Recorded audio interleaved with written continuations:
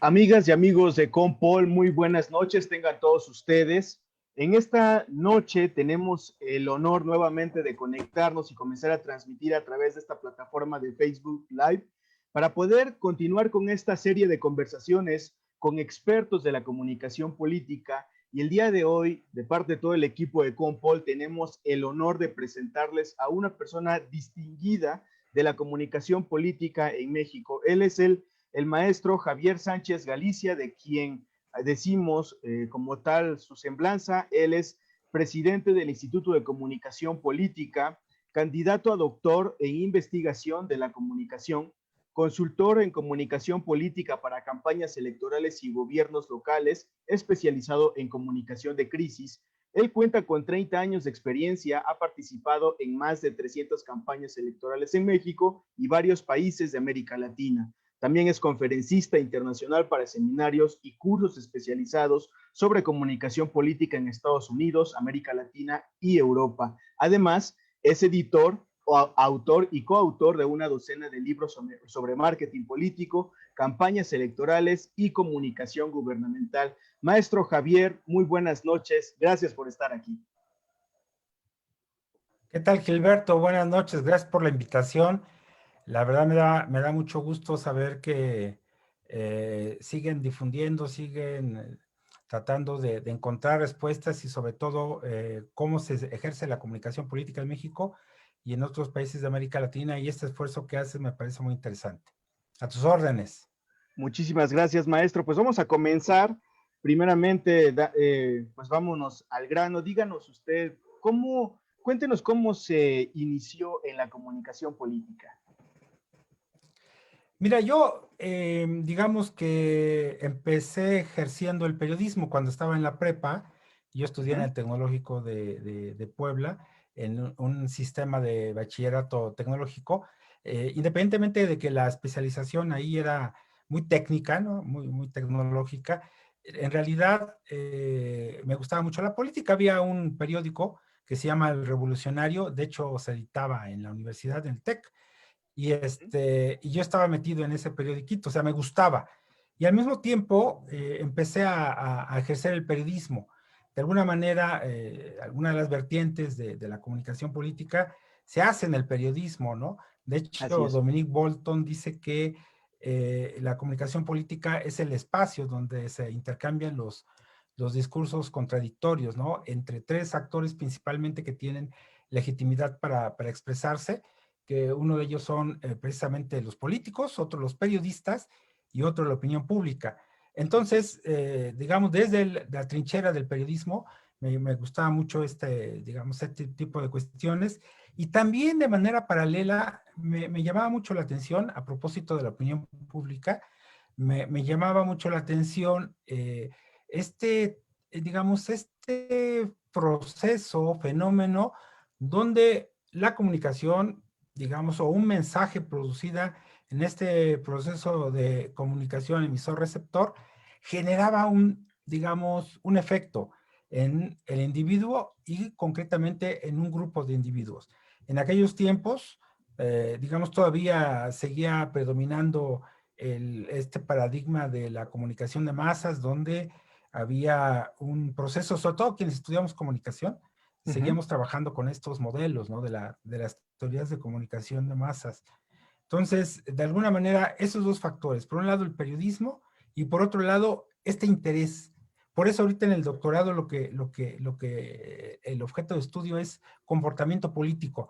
Si nosotros vemos la investigación en diferentes niveles, sobre todo a nivel teórico, de los modelos teóricos, hay teorías que abordan, digamos, la comunicación política desde el emisor, ¿no? O sea, desde el actor.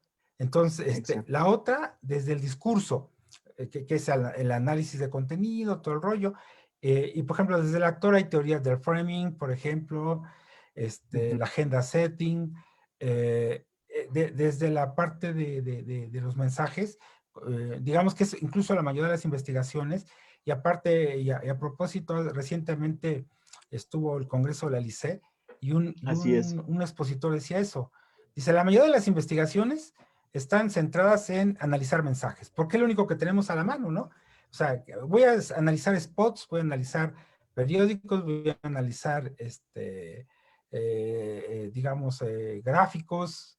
Y el otro, que tiene que ver no solo con los efectos, sino con el comportamiento de los ciudadanos. O sea, ¿por qué se comporta el ciudadano de determinada manera?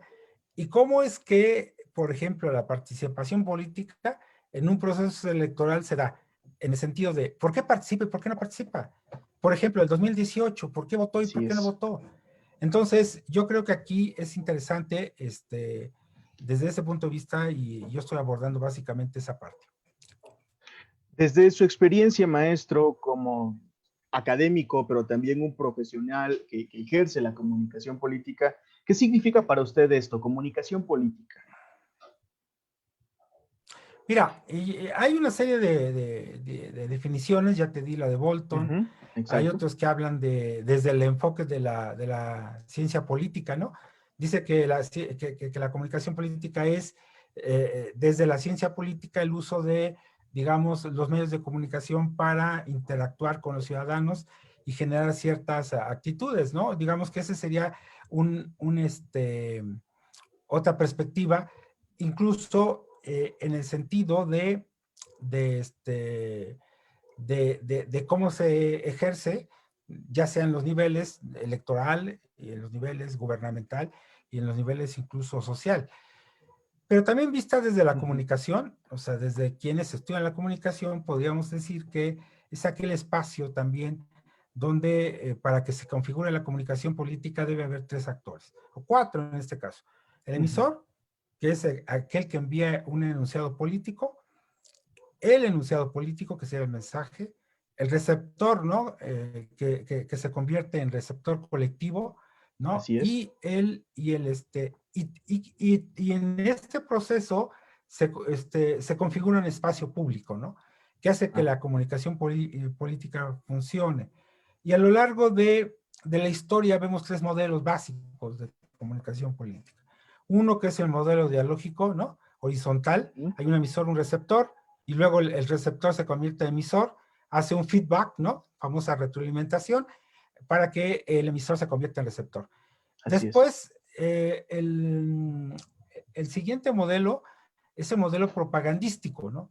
Donde hay un emisor que se convierte, pero ya no es horizontal, sino es vertical, que habla y otros escuchan, ¿no? Es el ser selecto, es el líder, y hay una serie de mecanismos para que este mensaje pueda, digamos, aterrizar. Uno de ellos es el afecto, la ideología. Por eso se condensa en símbolos la propaganda, por ejemplo, la cruz gamada, la suástica, ¿no? Que son Exactamente. símbolos propagandísticos porque detrás de ellos hay toda una carga ideológica y afectiva. Y después tenemos hoy en día, que es el modelo que predomina, que es el modelo de marketing político. El marketing Ujú, político es puramente instrumental, ¿no? ujú. Es puramente instrumental y para, digamos, poder hablar de marketing político, tenemos que ver algunos elementos que la caracterizan. Uno, la hiperpersonalización de la política. Sí, es decir, el personaje político es el centro de la política. Dos, el uso de la televisión, ¿no? Ujú, Por ejemplo, el modelo de comunicación política en México está basado en eso, en la spotización, ¿no? Y así es. tres, el uso de las encuestas, ¿no? No solo como investigación del mercado electoral, sino incluso como uso propagandístico para reforzar un posicionamiento político, ¿no? Yo creo que por ahí estaríamos encontrando respuestas. Al final es una disciplina multidisciplinaria Ujú, donde no solo, digamos, convergen la comunicación y la política, ciencia política, sino está la sociología, la filosofía política, e incluso herramientas que tienen que ver con otras materias, las neurociencias hoy en día, ¿no? Con la famosa neuropolítica. Y si nosotros queremos ser muy, digamos, específicos, digamos, nos podemos limitar. yo creo que hay que ampliarnos, porque desde cualquier ámbito que nosotros veamos a la comunicación política, tiene una manera de abordaje muy rico, muy interesante, ¿no? Ok. Ahora, coméntenos una cosa, teniendo en cuenta ya el panorama de la comunicación política, que en efecto, afortunadamente hoy tenemos muchas herramientas teóricas para poder llegar a esto. Actualmente en México, ¿cómo considera usted que se encuentra el estudio de la comunicación política? ¿Qué tanto hemos avanzado? Porque no es una disciplina nueva, pero ¿en qué momento cree que nos encontramos para su estudio en México como tal? Sí, sí, lo podemos expresar en una frase coloquial, vamos Ujú. a decir que seguimos en pañales, ¿no? Este, porque hay dos momentos históricos de la irrupción de la comunicación política profesional ya en el ejercicio práctico en la historia de México. Una en 1988 con el ejercicio de gobierno de Carlos Aníbal de Gortari, ¿no? Donde vimos la famosa campaña de solidaridad, Así es. donde se utilizó precisamente estos mecanismos de marketing político ya más elaborados, y aunque su campaña no, pero sí el ejercicio de gobierno con este programa, digamos, aplicada al tema del ejercicio de gobierno. Y luego en el 2000, con la campaña de Vicente Fox, ¿no? Vemos como una irrupción mucho mayor, prácticamente, donde vemos, por ejemplo, que utilizó una agencia de publicidad para la elaboración de su campaña. Concretamente, estos publicistas, Agula, era uno de ellos de origen argentino, que ya habían participado en la campaña del plebiscito chileno, ¿no? Con el famoso no, ¿no? Y Ujú. ya trasladada a la campaña de Fox, era el famoso ya, ¿no? Ya basta y ya, que genera una corriente muy interesante de adhesiones hacia su campaña. Si vemos el momento histórico, pues fue cuando cambiaron las cosas en México en términos político-electorales, porque por primera vez perdía la presidencia de la República un partido que había gobernado prácticamente 70 años y que de alguna manera la irrupción de un outsider, porque ni siquiera Vicente Fox era un candidato tradicional del PAN, ¿no? Un partido que también tiene mucha tradición y mucha historia. Ujú. Había postulado a un personaje de sus filas y no era un personaje emanado de las empresas, de una empresa privada y metido a la política, como muchos casos en América Latina. Entonces, yo creo que México ha estado evolucionando los últimos 20 años prácticamente, ya con mayor firmeza. No deja de utilizar el modelo norteamericano para la utilización, para el uso de sus campañas electorales. Un modelo que ha sido exportado a la mayoría no solo de América Latina, sino de Europa. En Europa adoptaron el modelo norteamericano, pero lo modificaron un poco para ajustarlo a la idiosincrasia europea. En América Latina, lo que nos pasa es que hacemos una especie como de calca, ¿no?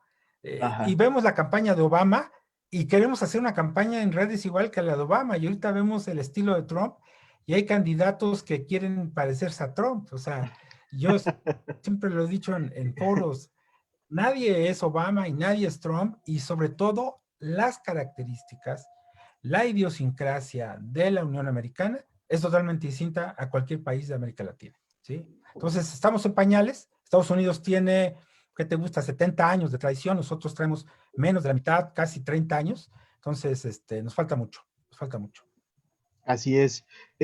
Aprovecho, maestro, para poder también darles la bienvenida a quienes se comienzan a conectar y nos comienzan a dejar algunos comentarios. Les invitamos, por supuesto, a que nos escriban si tienen alguna duda o alguna pregunta que hacerle al maestro Javier. Adelante. Y quisiera yo también tomar, maestro, en este momento el comentario de la maestra Rubí Soriano, que se encuentra en este momento aquí también.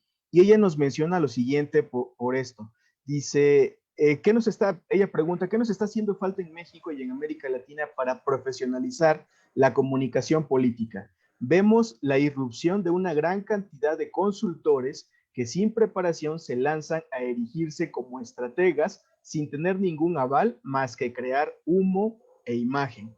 Por lo anterior, la comunicación política ha sido satanizada y descalificada. ¿Qué piensa de esto, maestro? Antes que nada, saludos a los que han conectado, particularmente a Rubí. Al final, mira, todos hacen su luchita. Yo también a veces quisiera señalar con dedo flamígero, ¿no? Y todos tienen una manera de empezar. O sea, al final, no hay un camino, trazado para ser consultor político y ser experto. Lo que sí creo es que hay que ser honestos y hay que ser honestos con uno mismo. Porque si no, si empezamos engañándonos con nosotros mismos, pues engañamos a los demás de manera muy fácil, ¿no? Por eso es que somos vendedores de humo, ¿no? Y sacamos conejos de la chistera. Ni somos vendedores de humo y tampoco somos magos para hacer ganar candidatos. Porque además, si ustedes han visto, hay libros que dicen así, ¿no? Las claves para ganar campañas. Ay, pues Así es. me gustaría leerlo para ganar una campaña, ¿no? Porque 5 pasos. quien se manifieste como consultor diciendo que puede, sí, 5 pasos para dar una campaña. Y dice, bueno, este es un recetario, ¿no? Ajá. Lo que es real, sobre todo, por ejemplo, este asunto de la irrupción digamos, de consultores políticos que nacieron de la noche a la mañana. Sobre todo, ¿sabes qué se dio? ¿Qué se ha dado mucho este fenómeno? En los partidos y en los gobiernos. Es decir, si un partido gobernaba y ahora ya no, los miembros de ese partido pues se quedan sin trabajo y entonces empiezan a buscar, ¿no? No tienen espacio en el siguiente gobierno y lo que hacen es que se convierten en consultores, ¿no? Ujú. Y dicen, bueno, es que tengo experiencia haciendo campañas, y sí la han estado en campaña, y sí han estado, pero no lo están desde el punto de vista, eh, digamos, con un modelo, digamos, con un método, vamos a decir, Ujú. que sea elaborado específicamente para una campaña electoral. O sea, el hecho de que estés en campaña no quiere decir que te vuelvan experto, ¿no? Y se habilitan, Claro. y yo he visto muchos casos. Y luego cuando les vuelve a caer la suerte, vuelven a ser funcionarios públicos. Yo siempre he dicho que hay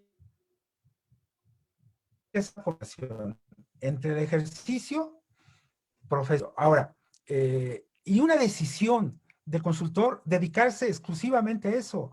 O sea, de repente, insisto, dices, pues voy a ser consultor y soy consultor, y de repente me llaman a ser director de comunicación de un gobierno o a ser, no sé, representante de las mujeres en el gobierno o ser dirigente social de un organismo y Ujú. te alquilas 3 años o 6 y termina, ya no te renuevan el contrato y regresas a la consultoría. Pues entonces seamos serios, o nos dedicamos al 100 o no nos dedicamos a eso. Entonces, quienes hemos cometido ese error, porque hay que cometerlo para poder hablar. Yo fui Ajá. funcionario y siempre dije, fue el peor error que hice en mi vida. Yo tenía una trayectoria importante en el ejercicio de la consultoría política y tuve que frenarlo momentáneamente por dedicarme al servicio público. Y mis amigos, colegas me decían, es una tontería lo que haces, y después lo comprendí hasta que lo haces.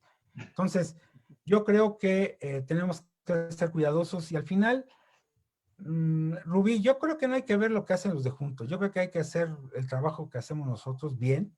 Tú haces un trabajo muy serio e importante, hazlo bien y mira, nunca se va a terminar ese proceso, siguen surgiendo. De hecho, la otra camada son los jóvenes que terminan de estudiar, ojalá y terminen una carrera, así como Gilberto en la UNAM, bien armada, o una maestría. Si no hacen un curso, se van a un congreso, se van a una cumbre, hacen 2 o 3 cursos de 2 días, les dan su diploma y ya son consultores, ¿no?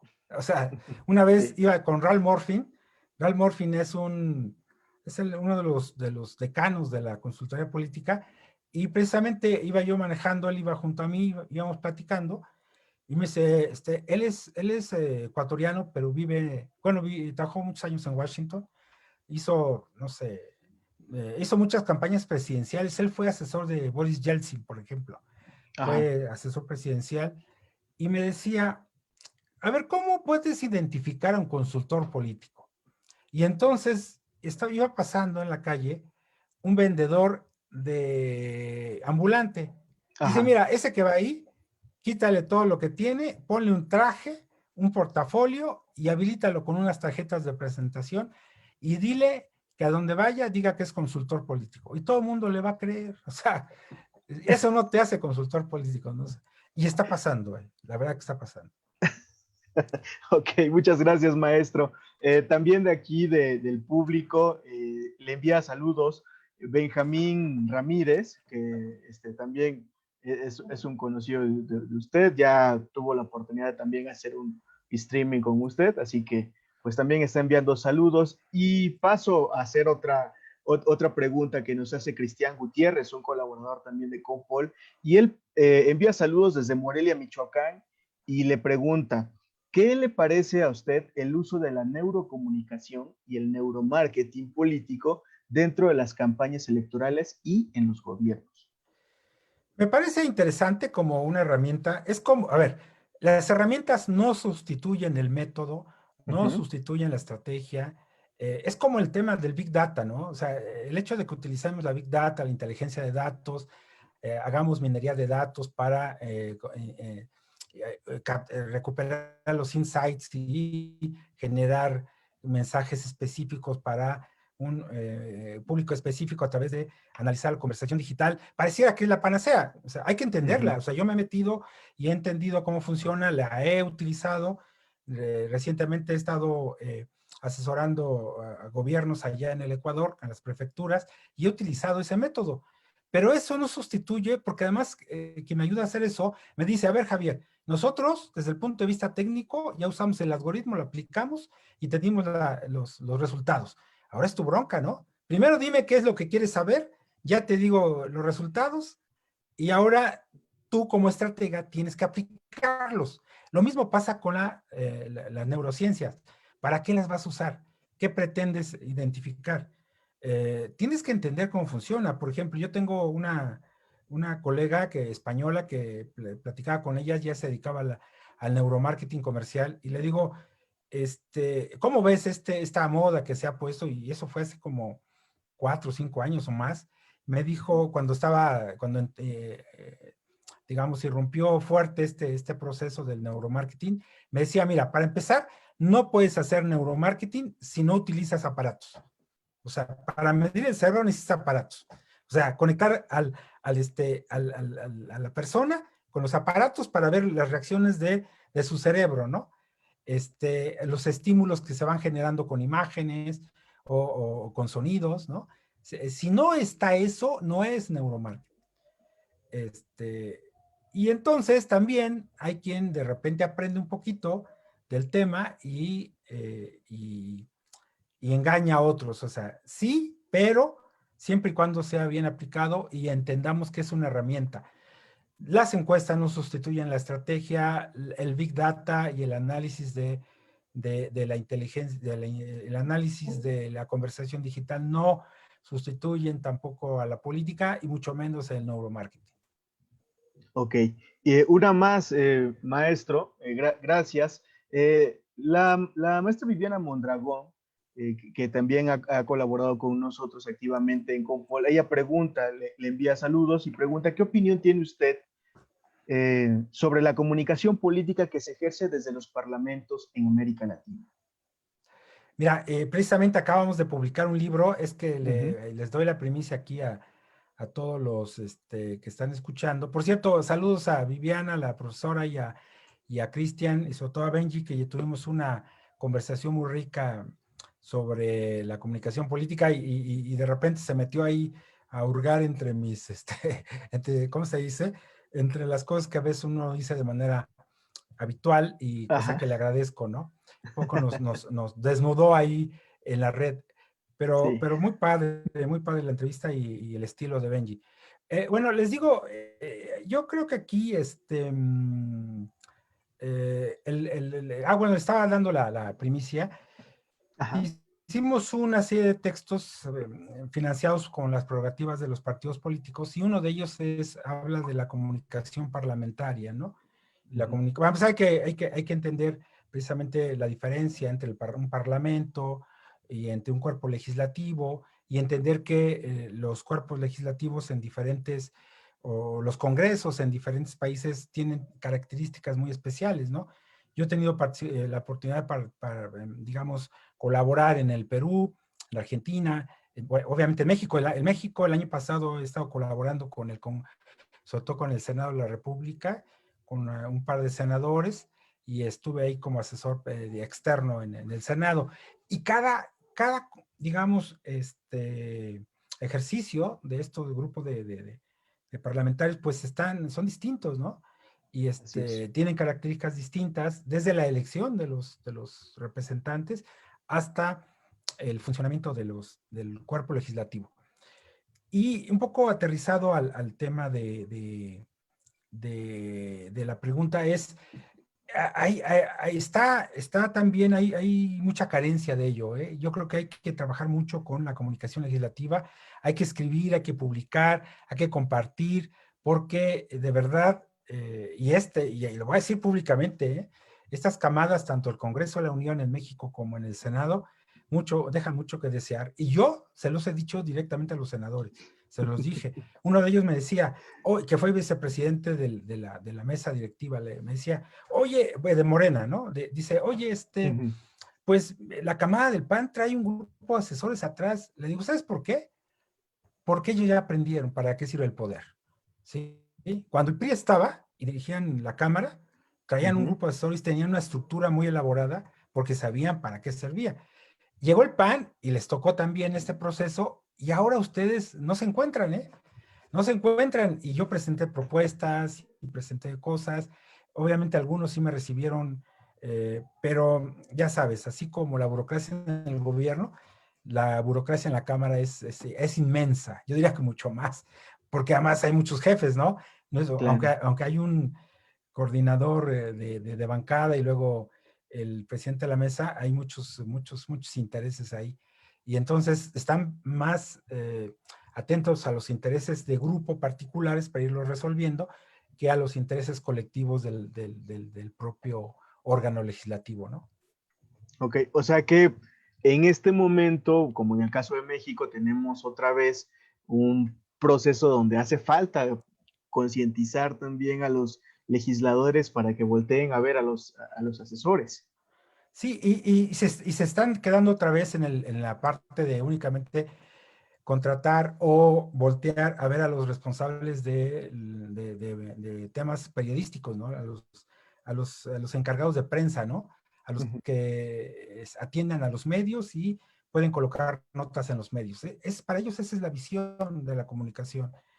Y hoy en día han ampliado esa visión al tema de lo digital, ¿no? Pero el tema de lo digital no abarca el conjunto del trabajo legislativo, sino abarca la, la presencia digital de cada uno de ellos, ¿no? O sea, estamos Así es. preocupados a ver cuántos likes tiene su página, su cuenta en Facebook o cuántos likes tiene su cuenta en Twitter, y yo les digo, bueno, pues va a tener los que quieras porque son los que te siguen, pero lo importante son los que no te siguen y que son los que necesitas convencer y conquistar, ¿no? Pero bueno, es un proceso de evangelización. De hecho, Mario Riorda, que es el presidente de Alice, por ejemplo, Ujú. siempre hemos trabajado con este proceso, es decir, necesitamos hacer un trabajo de evangelización de la comunicación política para que esto funcione más, ¿no? Oiga, ¿esa evangelización cree usted que termine tarde o temprano? O quizás sea una odisea de aquellas que no tenga fin. Yo creo que para que haya evangelización debe haber evangelizadores, ¿no? Ujú. Y los evangelizadores deben tener dogma de fe, o sea, es decir, Ok, deben creer en lo que están haciendo y para poder lograrlo, ¿no? ok. Bueno, lo tenemos eso también para la nota y para la difusión. Retomando el tema, maestro, Esto, por supuesto, y otras cosas más, hace un abanico de oportunidades. ¿Cómo considera usted para las nuevas generaciones que vienen empujando también y aprendiendo de la comunicación política? ¿Qué panorama ve usted para ellos? ¿Hay oportunidades que todavía no se ha explotado y sobre todo en México y en América Latina? ¿De dónde se pueden agarrar para poder irse involucrando en esta profesión? Para empezar, hay que, como cualquier profesión, Ujú, cuando los que estudiamos comunicación queríamos trabajar, lo que nos decían quienes estaban adelante de nosotros, decían, pues tienes que empezar desde abajo y tienes que empezar a jalar cables, ¿no? Ese era, digamos, el paradigma. O los que hacíamos periodismo, nos decían los viejos periodistas, tienes que empezar desde el área más difícil del periodismo, que es el área de policía, ¿no? Cuando aprendes a cubrir policía, vas a ser un buen ujú, periodista. Y así, en cada caso hay un ejemplo. En el caso de la comunicación política, pues tienen que meterse al ejercicio, sobre todo profesional, de hacer una campaña con método, ¿no?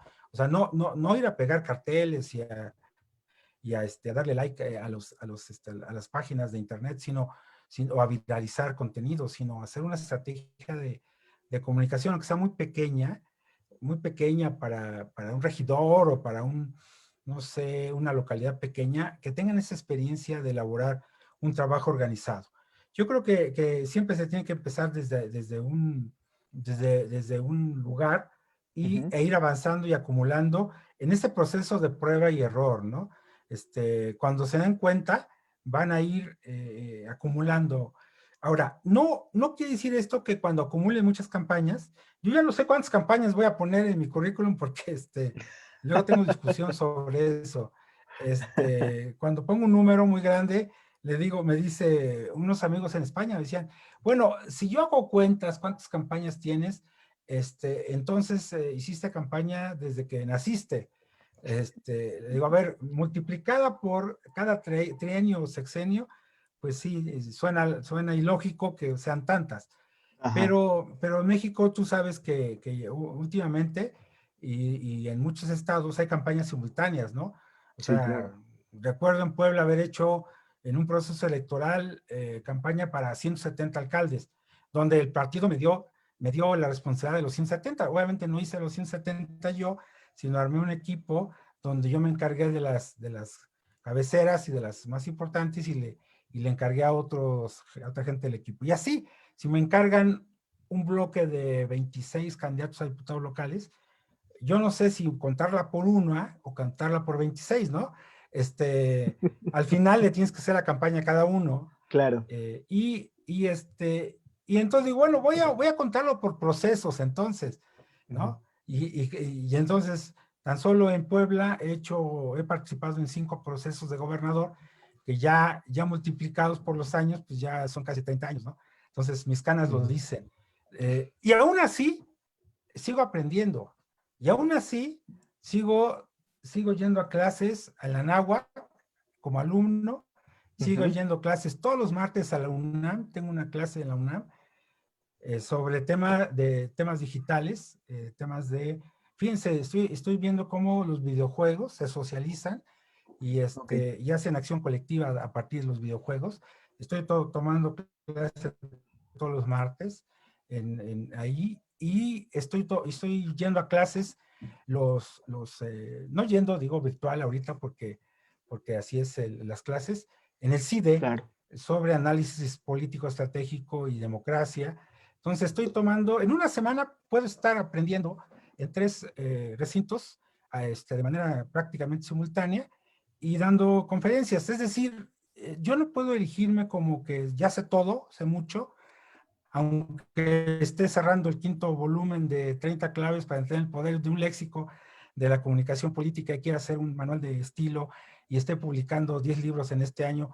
O sea, eso no quiere decir que sé todo. O sea, yo creo que nos vuelve humildes y nos hace entender que el comportamiento humano es tan variable que entender el proceso de comunicación a partir de lo que vimos hacia atrás es insuficiente.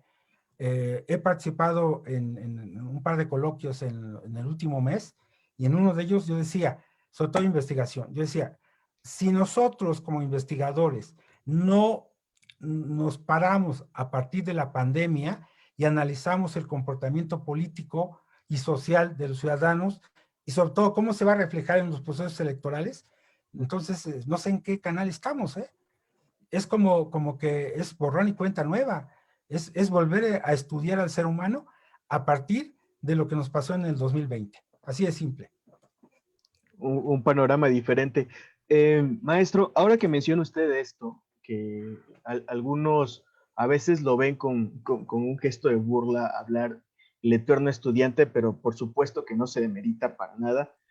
¿Por qué es tan importante la educación continua, constante, al menos para el consultor o para el profesional en comunicación política? Porque decía Sócrates cuando sabía tanto que no sabía nada, ¿no? Porque entre más aprendes, te das cuenta que estás en pañales. O sea, yo tengo una de las bibliotecas más grandes, creo, en términos, y más allá de lo que podía yo estar bajando de internet, sino soy un coleccionista de textos impresos, ¿no? Y en los viajes que he hecho por muchos países de Europa, en América Latina, siempre me traigo un texto que tenga que ver con política, con comunicación política, con ciencia política, con comunicación. Y de verdad es que no hay gran cosa, ¿no? Y lo más interesante de eso es que lo que sí hay en cada país es acontecimientos muy temporales, que son importantes porque son estudios de caso, ¿no? ¿Qué pasó con la elección en Varsovia o qué pasó en Berlín o qué pasó? Y entonces, cuando ves los textos, es interesante porque es un proceso muy local, pero analiza desde una perspectiva sociológica, política, ¿no? Y pero lo que yo digo aquí es que no dejes de aprender, porque como decía hace un momento, hay fenómenos sociales que están presentándose en este momento en el mundo, en nuestro entorno, que necesitamos estudiarlos y entenderlos, ¿no? Te Así acabo es. de poner el ejemplo de la pandemia, pero también te pongo el ejemplo de la irrupción no de las redes sociales. Ojo, no es un tema de redes sociales, es un tema de la hipermediación. Hoy está en boga este asunto acaban de publicar un libro que se llama la, la, ¿cómo se llama? La era de la vigilancia, el capitalismo de vigilancia, ¿no? Ujú. Que es hecho por una de las personas que fueron entrevistadas en este documental que Netflix acaba de subir, que se llama Dilema Social, y donde estamos viendo precisamente, se llama capitalismo de vigilancia, en donde vemos cómo la utilización del Big Data del uso a los algoritmos y de lo que dice Byung-Chul Han, ¿no? Subcoreano de moda, Así es. la era del dataísmo, ¿no? Cómo los datos se han convertido en el eje del comportamiento de los seres humanos hoy en día. Entonces, si no entendemos exactamente qué está pasando, pues cualquier cosa que veamos, escuchemos, lo únicamente, que además es lo que está pasando también. Solemos repetir lo que escuchamos y no nos detenemos a investigar por nuestra propia cuenta qué está pasando. Yo creo que ahí es donde radica el clic de todo esto, ¿no? Sí, también que no hacemos mucho ese espacio de autocrítica y reflexión, ¿no? También para poder procesar los acontecimientos. Bien, Es correcto. maestro, ahora dígame una cosa. En este momento en el que estamos viviendo, que efectivamente, bien mencionaban por ahí, nada de lo que fue volverá a ser igual, sino que al contrario, muchas cosas que ya estamos viendo que son nuevas, entonces llegaron para quedarse. ¿Qué hace falta, al menos en México, para que, para que los profesionales de la comunicación política se puedan, pues no, yo no sé si sería actualizar o para que puedan nuevamente estar enrolados con esta, pues si la podemos llamar así, nueva normalidad? Mira, yo creo que tienen que hacer una iniciativa propia de investigación sobre los temas que les interesan, ¿no? Obviamente hoy en día, antes había consultores generales, que sigue habiendo, ¿eh? Ujú. Consultores generales en términos de comunicación política, ¿no? hoy lo que predomina son las especialidades, ¿no? Hoy hay un experto en imagen personal, imagen pública, hay un experto obviamente hay investigadores de opinión pública, que eso ya tiene más tiempo, pero por ejemplo hay expertos ahorita en temas digitales, ya también se fraccionó, ¿eh? Estaban los famosos community managers, ¿no? Que administran las redes y sí, los Y que sitios de hacían los todo. candidatos, pero hay también quienes se hacían todo. Ahora hay investigadores precisamente de los datos, a través de la inteligencia de datos, y hay también gente que está estudiando las mediaciones y las hipermediaciones, sobre todo las hipermediaciones, sobre todo este asunto de la interfaz, ¿no? Este proceso muy interesante que además nos agarró por sorpresa de hecho el año pasado tenía un profesor de la Universidad de Mont Savoie en Francia, que dirige un laboratorio sobre comunicación multimedia y están haciendo un trabajo muy interesante el año pasado, de 2019, de cómo es el comportamiento humano a partir del uso de la interfaz, de esto que tú y yo estamos haciendo. Y ponía como ejemplo, ponía por ejemplo las llamadas telefónicas, ¿no? A través del tipo FaceTime o telellamadas y esto, y cómo hay reacciones distintas, ¿no? Y hoy en día nos llegó de sopetón y vemos, por ejemplo, la interfaz, que les recomiendo, por cierto, a Escolari, con ese tipo de ejercicios, Carlos Escolari, donde vemos que el comportamiento es totalmente distinto. Ya veíamos el caso de una película, si ustedes ubican, que se llama Amor en el aire con George Clooney, y donde él lo que hacía en esa película era despedir a las personas de manera personal, ahora sí que de manera directa, física, y llega una chica, ¿no? Y eso habla, por ejemplo, de un planteamiento de generaciones, ¿no? Llega la chica y le dice, no, ahora lo vamos a hacer de manera virtual, para que vean cómo la tecnología puede reducir costos, desplazamientos y toda serie de cosas. Pero en la propia vida de esta chica se reflejaba ¿cómo le podríamos decir? Este fenómeno donde lo impersonal es tan importante para el comportamiento humano que trastoca nuestra vida. O sea, es decir, a la chica la cortan o la terminan con un mensaje de WhatsApp, ¿no? Un mensaje, ¿no? Un mensaje de texto, ¿no? Pues imagínense, hoy en día eso es lo que pasa. Nosotros ya no nos comunicamos, ya no hablamos por teléfono, y ni siquiera escribimos, mandamos puros emojis y ni siquiera son emojis, ahora son puros stickers. Nuestro lenguaje está hecho con base en stickers, ¿sí? Y si no le atinamos a un sticker adecuado, estamos diciendo cosas distintas a lo que queremos decir y sobre todo al contexto que el otro quiere, en el que otro está, porque finalmente hay que entender eso. Nosotros tenemos un comportamiento que tiene que ver con el contexto en el que nos desenvolvemos. Es un proceso muy interesante, ¿no? Pero yo creo que ahí tenemos que estar viendo estos nuevos procesos de interacción humana, donde la comunicación directa, personal, no se va a terminar, pero sí hay una erupción sin precedentes de la interfaz en las relaciones humanas, ¿no? Ok. Ahora bien, maestro, desde un punto de vista más positivo que negativo, ¿cómo considera usted, o más bien, qué considera que se está haciendo en este momento desde la academia en América Latina, en todos los países de América Latina, para poder profesionalizar esta actividad del experto en comunicación política como consultor o como asesor? Bueno, mira, yo creo que aquí, para empezar, eso de asunto de positivo y negativo, entiendo el planteamiento. Este, Para no sonar tan hay una feos, discusión, pues. no, hay una discusión hoy en día para los teóricos de la comunicación, Sí. que está recuperando lo que Humberto Eco decía de los apocalípticos y los Los integrados, ¿no? O integrados. sea, hay apocalípticos que dicen, no, es que las tecnologías vienen a trastocar comportamiento humano, Lo arruinan ¿no? todo. Por ejemplo, el tema del biopoder y de la Sí. biopolítica al estilo de Foucault, ¿no? Donde se ejerce el poder a partir del uso de la vida y del cuidado de la vida bueno, está bien. Pero también, los integrados entienden que estos procesos de comunicación o de, sí, de comunicación e interacción a partir de las tecnologías son muy positivas, son importantísimas. Yo creo que este espacio en el que estamos ahorita no podría ser si no hay esta interfaz, esta posibilidad. Y aunque Claro, lo hubiese, no lo hubiera, o sea, no hubiese surgido la idea de hacerlo, porque no había una práctica cotidiana de hacerlo. Hoy es más así es. fácil. Ni ¿Ok? tampoco la necesidad.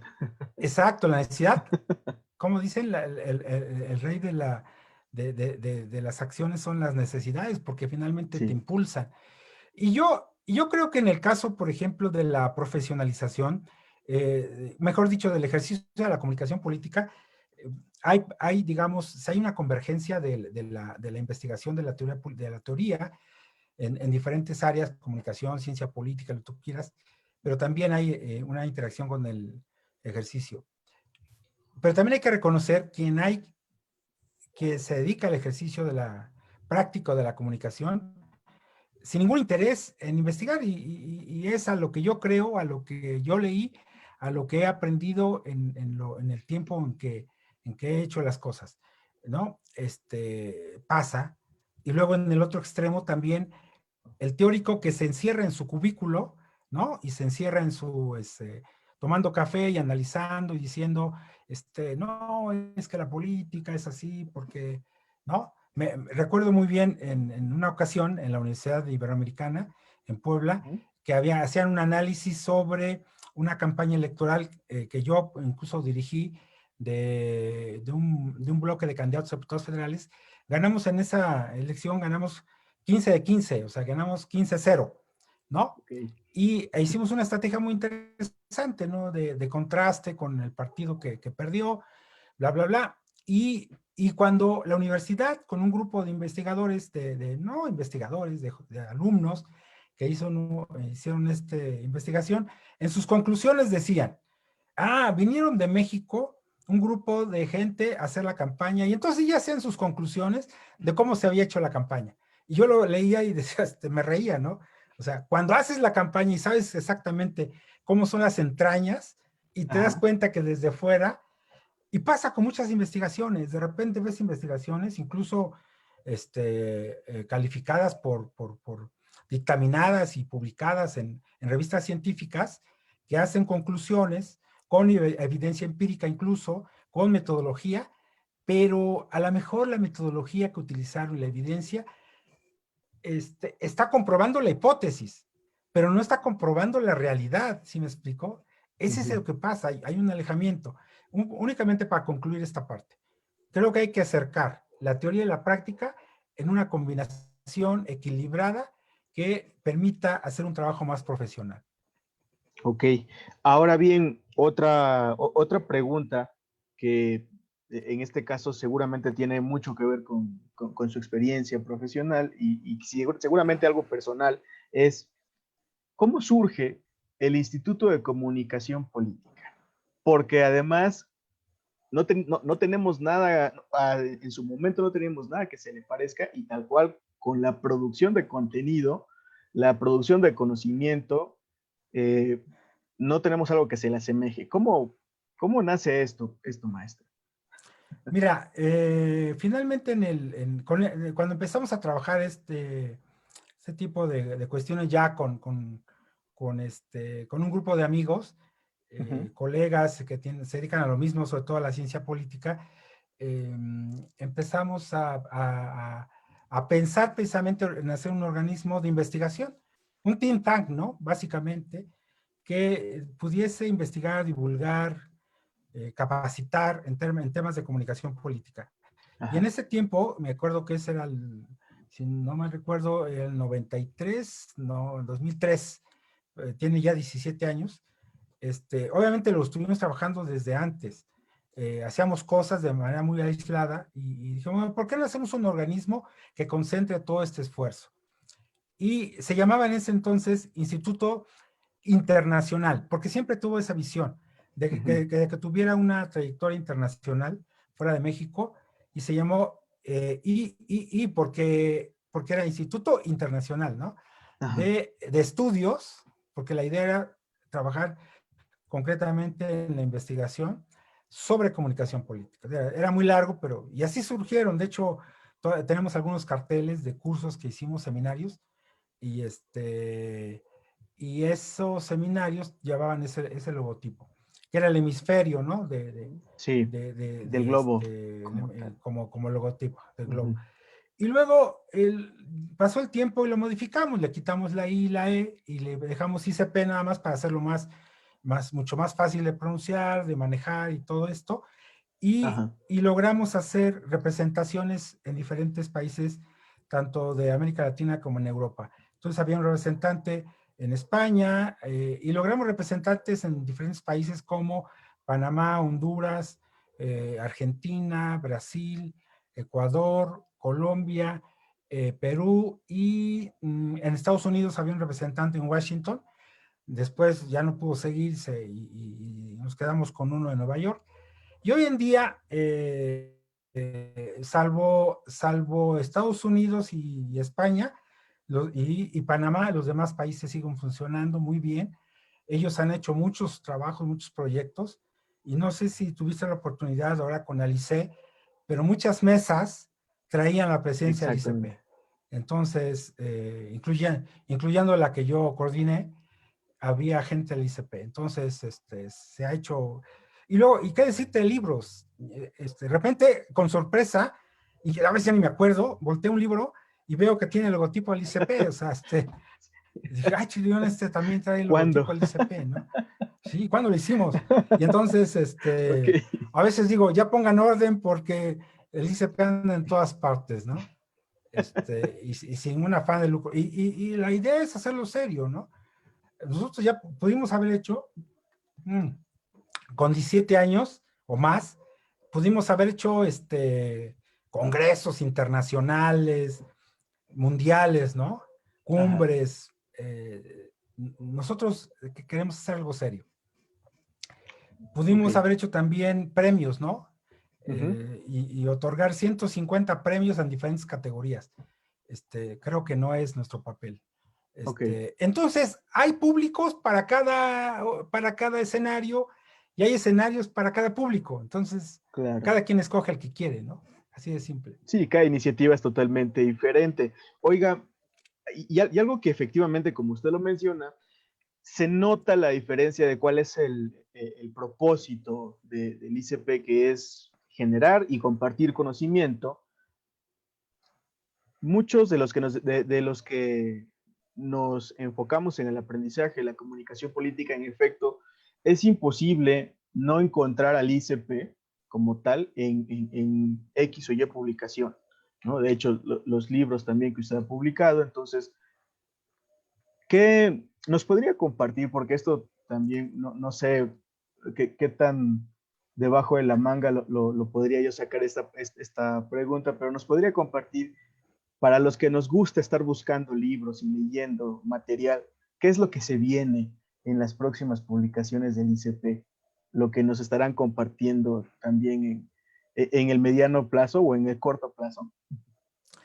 Mira, seguimos con la serie de estos volúmenes de léxico de la comunicación política, que para nosotros es una oportunidad de ir alcanzando y compartiendo conceptos que hemos estado manejando y que a lo mejor no hay mucho publicado, pero entonces tratamos de construirlo de manera muy rápida y sintética, ¿no?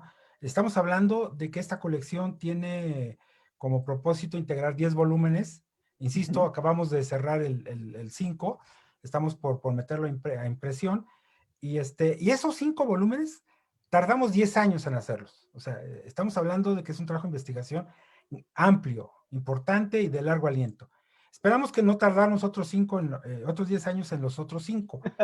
Pero, por ejemplo, en el libro que acabamos de cerrar, ya llevamos biopoder y biopolítica, por ejemplo, ¿no? Y estamos hablando de todo esto que está pasando. No, ya no pusimos temas como dataísmo o el tema del Big Data y eso, pero en el volumen 6 que queremos empezar a integrar en febrero, en enero y febrero, posiblemente lo vamos a usar, ¿no? La interfaz y este tipo de cosas. Luego, digamos como conceptos, ¿no? Luego, Ujú. como temas, fíjate que estamos trabajando mucho el tema de categorías políticas. ¿Qué quiere decir categorías políticas? Es cómo abordar la política a partir de diferentes conceptos, por ejemplo, como la antipolítica, lo Ujú. impolítico, que ya lo había tocado Roberto Espósito en algún libro que está en francés. Está el tema de la alterpolítica, ¿no? Está el tema de la contrademocracia, de Rosambalón, que además la contrademocracia no es un asunto de llevarle a la contrademocracia, sino este proceso alterno de los ciudadanos de vigilar a la democracia, ¿no? De hecho, por ejemplo, el libro que estoy publicando ahora y que está por empezar a distribuirse, se llama La predisposición del voto en la era de la posverdad, ¿no? Y el tema de Muy posverdad, interesante. que es un paraguas semántico donde subyacen o donde se refugian conceptos como fake news, bulos, verdades alternativas, burbujas informativas, pero, ok, todos lo hemos abordado y lo hemos visto, pero ¿cómo inciden en los procesos electorales y concretamente en los que ya hemos visto a partir de 2016, en que ganó Donald Trump? Y este libro lo que hace es un análisis de política comparada entre la elección de Donald Trump en Estados Unidos y la elección de López Obrador en México. Insisto, está por salir, de hecho ya lo tengo en mi mano, ya está impreso, pero como Excelente. no lo pago yo, yo no puedo darlo a conocer hasta que no me Sí, autorice el por dueño supuesto, claro. del balón, ¿no? Y ayer le decía, le digo, oye, ya me cuecen las habas, ya muévelo. Otro texto que acabamos de publicar, y cuando digo acabamos de publicar, lleva mi autoría, es sobre el consenso y el disenso, sobre todo el trabajo en los gobiernos. Ujú. Este asunto de proponer un modelo de comunicación política a nivel, sobre todo a nivel local, a nivel muy básico, que son los municipios, que es Ujú. el primer contacto con los ciudadanos.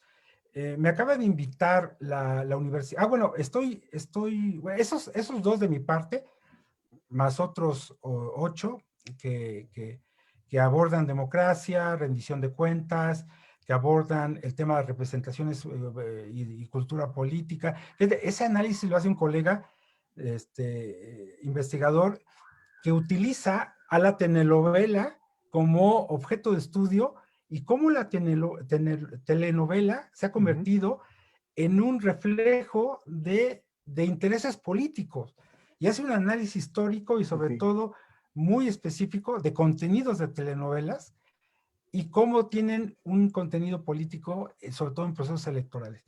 Ese también ya viene, ya está impreso. Te digo que son 10 títulos. Déjame ver qué otro. Luego, estamos haciendo una colección de 10 libros sobre campañas electorales que vamos a distribuir en el proceso electoral del otro año. A partir de enero, están por entrar a impresión en esta semana, entre esta y la otra semana, porque todavía te decía hace rato, estamos corrigiendo, y Exacto. son se llaman manuales de capacitación electoral, ¿no? Y me acaba de pedir la crujía, un texto para hablar de crisis política, sobre todo en los gobiernos, y acabo de entregar el artículo para un libro que se llama Comunicación Gubernamental 360, es la Ujú. crujía en Argentina.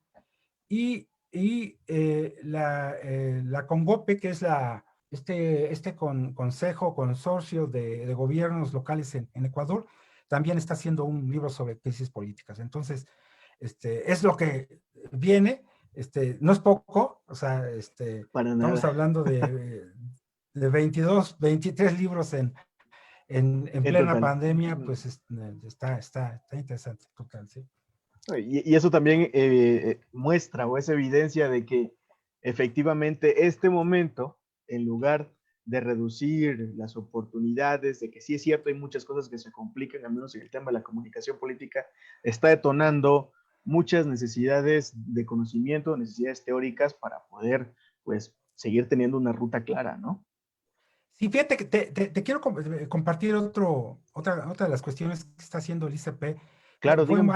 Fue algo muy interesante, porque el año Ujú. pasado, en el 19, este asunto de las plataformas de los MOOC, ¿no? Y de las plataformas propias, nosotros, de hecho, tenemos una plataforma propia para capacitación y la estábamos trabajando con contenidos y todo esto en el 19.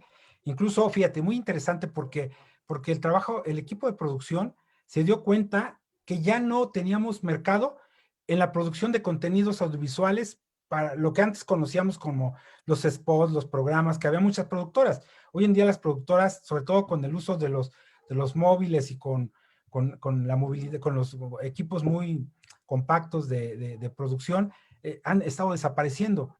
Y Sí, entonces lo que nosotros empezamos a hacer fue producir contenidos educativos, ¿sí? En comunicación política. Y entonces empezamos a elaborar, y nos cayó la pandemia.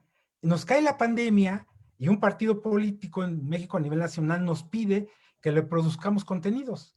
De hecho, hasta ahorita son ok, dos. Y uno, hicimos 20 cápsulas para temas de mujeres, ¿no? Para un partido de izquierda, que hicimos el año pasado. Bueno, ya hicimos 2 años, 19 y recientemente le entregamos otro bloque. Hemos hecho hasta ahorita 40 cápsulas sobre temas de género para un partido. Luego otro partido nos pidió todo lo que es capacitación a nivel nacional y los hemos hecho con ese tipo de cosas. Y actualmente la Universidad de Murcia, a través de Telefónica, que es la empresa de teléfono más importante de España, así como Telmex, tienen una plataforma que se llama Miriada sí, X, y que se distribuye en 400 universidades de Iberoamérica. Y armamos entre el ICP y la Universidad de Murcia, armamos un curso de planeación de campañas electorales. Lo montamos, te digo que lo montamos el 19 de septiembre, todavía no se cumple, 19 de octubre, todavía no se cumple un mes, estamos hablando de, ¿qué te gusta? 10 días, 12 días, llevan 600, 700 personas inscritas, pero lo más interesante de esto, es pagado, es con costo, ajá, es asincrónico, o sea, tú lo puedes tomar al momento que quieras, vale sí, $40. ok, Digo, perdón, 40 euros. Son ok, como 1,000 pesos, 1,100 pesos, ¿no? sí, más o Entonces, menos. la universidad se está metiendo 1,000,000 de pesos en 10 días y la producción la hizo el ICP. O sea, sí me explicó cómo este tipo de temas y este tipo de ejercicios También son son muy detonantes. interesantes, ¿sí?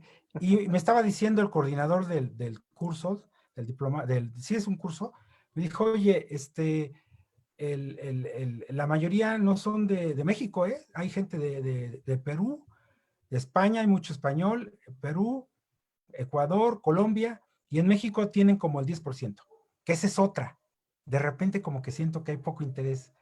Y hacer un curso de mil pesos con acreditación de la Universidad de Murcia me parece interesante, ¿no?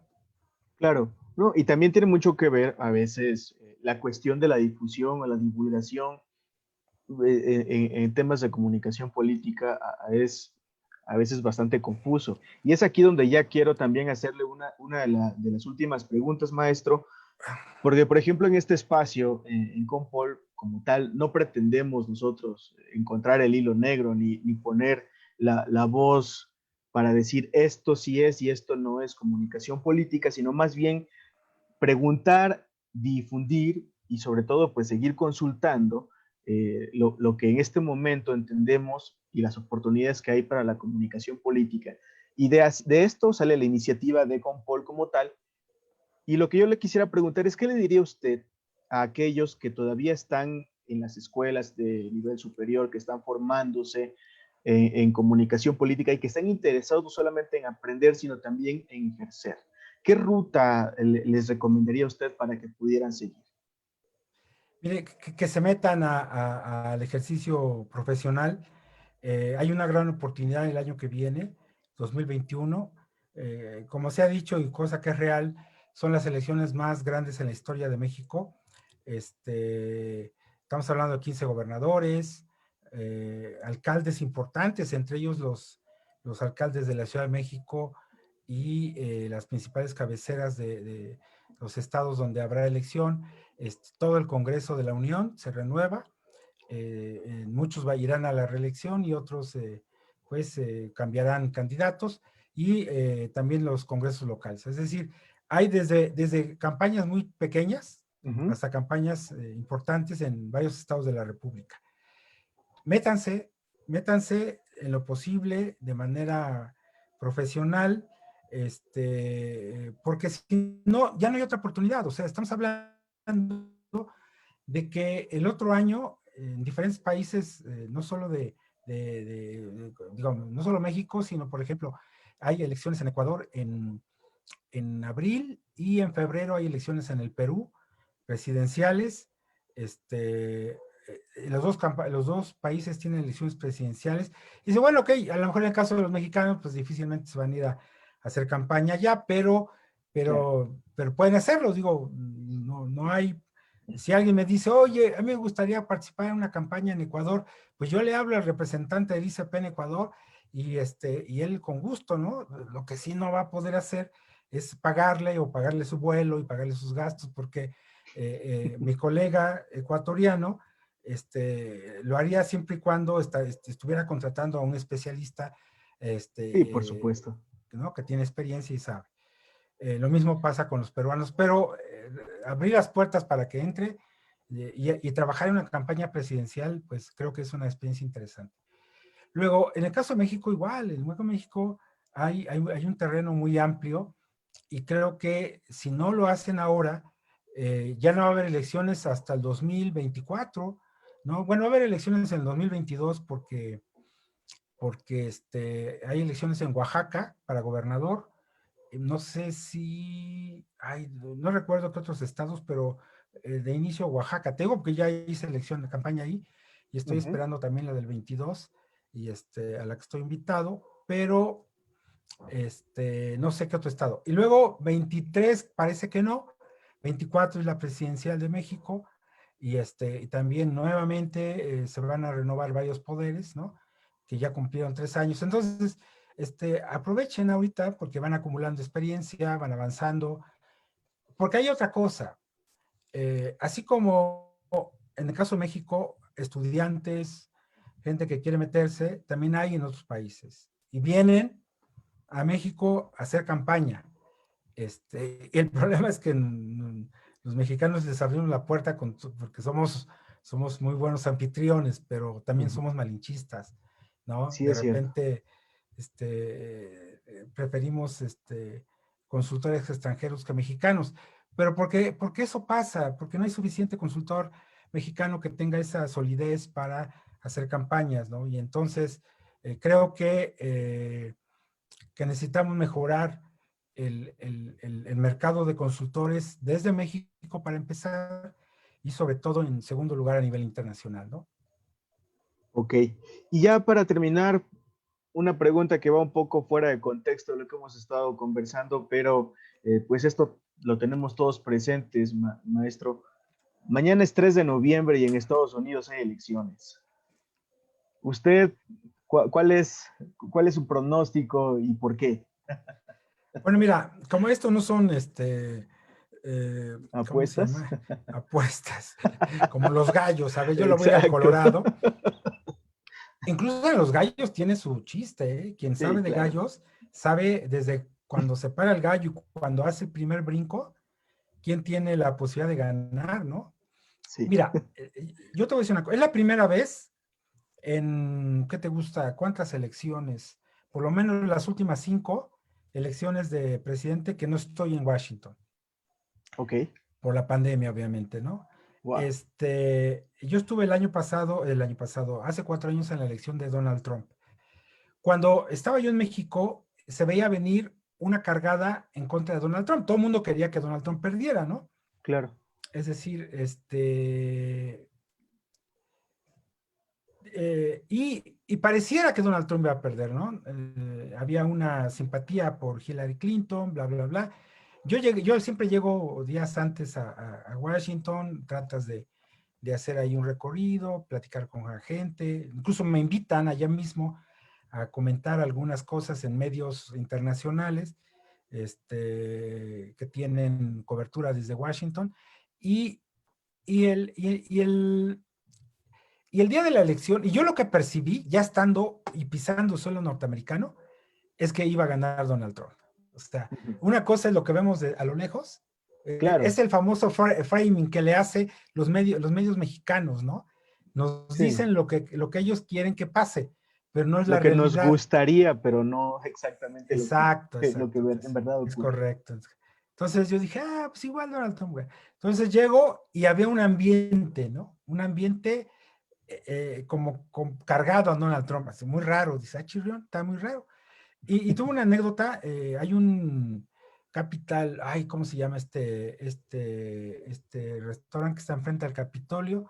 Estaba yo comiendo el día de la elección y le digo a un mesero, porque además pensamos que los migrantes van a votar en contra de Donald Trump, ¿no? Sí, Por su actitud anti-inmigrante y todo el rollo. así es. Y entonces hablo con un inmigrante, no me, pues, sea puertorriqueño o costarricense, no recuerdo. Y le digo, oye, ¿ya votaste? Me dice, no. Entonces le digo, ¿ya votaste? Y dice, bueno, sí, ya voté. ¿Por quién votaste? No, pues, no puedo decir. Dime, ¿por quién votaste? Votaste por Trump, ¿verdad? Me dijo, sí. Le digo, a ver, ¿por qué si eres inmigrante votas por Trump? Dice, a ver, yo no soy inmigrante, yo ya estoy del otro lado. El inmigrante es el Ujú. que quiere pasar y el que quiere ser, yo ya soy norteamericano. Y yo lo que quiero es que Donald Trump cumpla lo que dijo de ya no dejar pasar más inmigrantes como yo. Yo ya pasé y ya estoy acá. ¿Sí me explicó? O sea, vean Claro. la mentalidad de esta persona. Y así en varios segmentos de población, vamos viendo cómo esta recuperación del orgullo norteamericano, de una serie de cosas y luego el estilo propio de Donald Trump que hizo clic con la gente. ¿Qué va a pasar? Igual, creo que hay un ambiente de que Donald Trump podría perder, ¿no? Sí, Pero otra vez podríamos caer en el mismo juego. el Yo error de necesitaría la estar de lo que queremos y no de lo que es. Yo necesitaría estar allá para percibir, más allá de los números, qué va a exacto. pasar. Quisiéramos que Donald Trump no siguiera para que, pero yo te voy a decir una cosa, ¿qué está en juego en la elección norteamericana? Ujú. La capacidad buena o mala que ha tenido Donald Trump para gestionar la crisis sanitaria y la crisis económica en Estados Unidos con la pandemia. Y eso va a ser lo mismo en todo el mundo, ¿eh? En todas las elecciones, ese es el tema principal a discutir. Ujú. El problema es que en la percepción de los ciudadanos, cuando hay momentos de crisis, lo que menos quieren es cambiar, ¿eh? O sea, si de Sí, por sí tienen un problema de inestabilidad, imagínate cambiando de gobierno. Entonces, sí. bueno, ya lo hizo, lo ha hecho mal, pero por lo menos él trae el control. De aquí a que dejemos que el que llegue aprenda y sepa cómo manejar los hilos del poder, pues ya nos vamos a morir otros 100,000. ¿Sí? El miedo de que Es pudiera decir, empeorar, ¿no? claro, el miedo es un factor que puede reafirmar la adhesión hacia Donald Trump. Esa sería mi predicción. Ok. Pues bien, maestro, con esto para no quitarle más tiempo del que ya nos ha compartido, porque pues, ya llevamos aquí más de una hora conversando, con qué nos deja? ¿Qué más le gustaría agregar para este tema del cual hemos estado platicando durante estos minutos, que han sido muy buenos? Bueno, pues simplemente agradecerte este espacio, que así como tú, como Benjamín, haya otros, digamos, iniciativas para discutir, poner en la mesa de discusión ese tipo de temas, dejar de lado la egolatría, ser Claro. humildes y seguir aprendiendo, ¿eh? Yo creo que ese sería el mensaje, aprender, porque nunca vamos a saber lo suficiente para poder quedarnos satisfechos con lo que sabemos, ¿no? Así es, maestro. Por último, quisiera mencionar, David Villanueva le deja saludos también de parte del público que nos acompañó en esta noche. Y sin más, pues entonces llegamos hasta aquí, amigas y amigos de Compol. Muchas gracias nuevamente por el tiempo que comparten con nosotros. Por supuesto que estos minutos estamos convencidos de que fueron de mucho aliento y mucho conocimiento, que creo que con el maestro Javier Sánchez Galicia no acabamos, definitivamente. Esto queda para mucho más y para seguir conversando, definitivamente. Y así que pues esperamos que en otra oportunidad, maestro, podamos seguir platicando sobre toda la experiencia, todo el conocimiento que usted tiene, que por supuesto es bastante para quienes tenemos el deseo de seguir aprendiendo. Pues muchas gracias, mi estimado Gilberto. Estamos a tus órdenes y ahí están los sitios para que puedan seguirnos. ¿Cómo lo O encuentran en bien, redes Javier sociales? Sánchez. Lo más fácil es que en Google le ponen Javier Sánchez Galicia y arroja todos los sitios que tengo, Hasta su ¿no? página de internet también. Sí, todo está ahí, a tus Perfecto. órdenes. De acuerdo, pues muchísimas gracias, maestro. Gracias a todos los que estuvieron en esta noche con nosotros. Nos vemos la próxima semana para seguir hablando sobre comunicación política y que tengan todos una excelente noche. Maestro, gracias. Buenas noches. Gracias.